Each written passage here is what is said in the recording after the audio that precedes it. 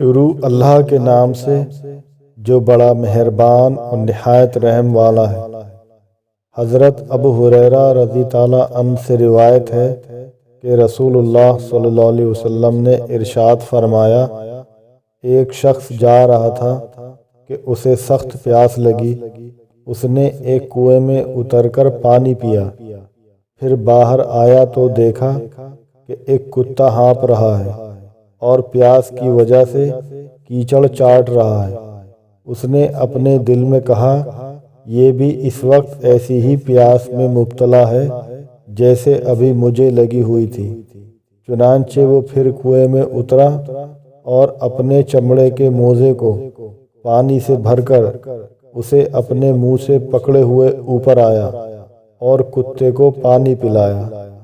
اللہ تعالیٰ نے اس کے اس کام کو قبول کیا اور اس کی مغفرت فرمائی۔ صحابہ نے عرض کیا، یا رسول اللہ، کیا ہمیں چوپاؤں پر بھی اجر ملے گا؟ آپ صلی اللہ علیہ وسلم نے فرمایا، ہر جاندار میں ثواب ہے۔